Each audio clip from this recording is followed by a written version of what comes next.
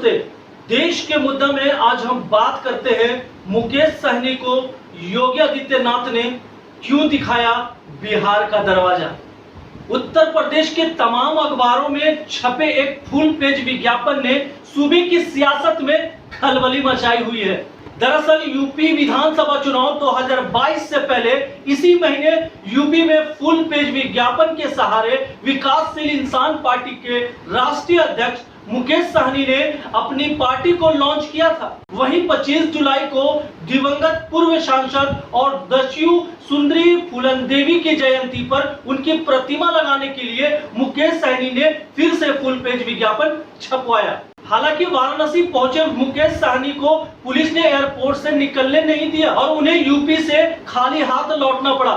मुकेश सहनी इस बात से काफी नाराज दिखे और उन्होंने मुख्यमंत्री योगी आदित्यनाथ को यह विरोध बिहार में झेलने की चेतावनी दे डाली। बिहार में एनडीए की सहयोगी और नीतीश कुमार सरकार में मंत्री मुकेश सहनी वाराणसी से बैरंग वापसी पर भाजपा से इस कदर नाराज हुए कि बिहार विधानसभा में हुई एनडीए की बैठक का भी बहिष्कार कर दिया। वहीं मुकेश सहनी की योगी आदित्यनाथ से नाराजगी का आलम यह है कि उन्होंने यूपी विधानसभा चुनाव 2022 में 165 सीटों पर चुनाव लड़ने का ऐलान कर दिया है। वैसे मुकेश सहनी ने एक बड़ा काम और किया है। उन्होंने यूपी में प्रतिमाओं की सियासत में परशुराम के बाद फूलन देवी का नाम भी जोड़ दिया है।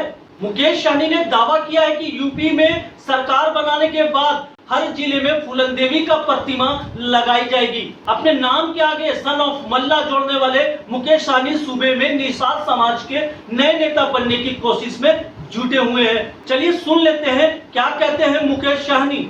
हम बिहार में एनडीए के साथ है। हमारे बिहार में ही सिर्फ संबंध है, बिहार से बाहर हमारे संबंध नहीं है। हमारी जो मुख्य मांग है निषाद समाज को आरक्षण लागू करवाना। आरक्षण तो पहले से मिल रहा है लेकिन लागू नहीं है कुछ प्रदेशों में, जैसे दिल्ली में या बंगाल में आरक्षण लागू है लेकिन बिहार में, झारखंड में, उत्तर प्रदेश में नहीं लागू है।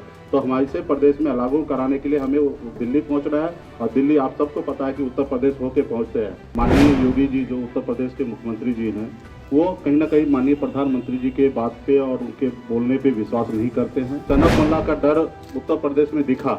5000 पुलिसकर्मी कल बनारस में उन्होंने छावनी में बदल दिया। हमारे जहाँ था हमारे पार्टी के कार्यकर्ता को रोका गया। प्रदेश के नेता को, मंत्री को इस तरीके से कस्टडी में ले लेना ये मुझे लगता है कि सही नहीं है। अगर ऐसा ही रहा तो एक दो नहीं सैकड़ों हम बिहार राज्य में भी दूसरे प्रदेश से नेता को आने से मना कर सकते हैं। तो सुना आपने क्या कहा निषाद पार्टी के राष्ट्रीय अध्यक्ष मुकेश सहनी ने। यूपी के सभी बड़े सियासी दल फिलहाल ब्राह्मण मतदाताओं को साधने में लगे हैं, लेकिन छोटी छोटी राजनीतिक पार्टियों अपने समाज के वोटों के सहारे चुनावी बिसात बिछाने में जुटी हुई है। उत्तर प्रदेश में निषाद समाज के वोटों की संख्या करीब 18% है और इनका प्रभाव लगभग 160 सीटों पर है। इसी जमाने में बसपा सुप्रीमो मायावती का वोट बैंक रहा निषाद समाज पर, अब भाजपा के साथ जुड़ गया है। फिलहाल यूपी में इस समाज की राजनीति निषाद पार्टी के अध्यक्ष संजय निषाद कर रहे हैं। संजय निषाद के बेटे भाजपा में सांसद हैं। वैसे इस बात की संभावना से इनकार नहीं किया जा सकता है कि मुकेश सहनी निषाद समाज के वोटों के सहारे भाजपा पर दबाव बनाकर कुछ सीटें झटकने का मूड लेकर यूपी आए हैं।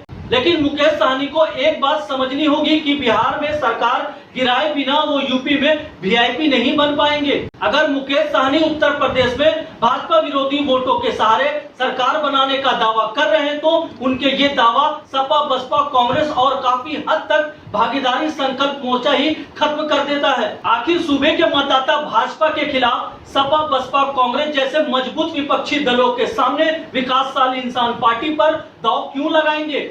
हाँ, निषाद समाज की 18% आबादी की बात करें तो मुकेश सहनी का दावा कुछ मजबूत नजर आता है, लेकिन यूपी में निषाद पार्टी पहले से ही इनकी रहनुमा बनी हुई है।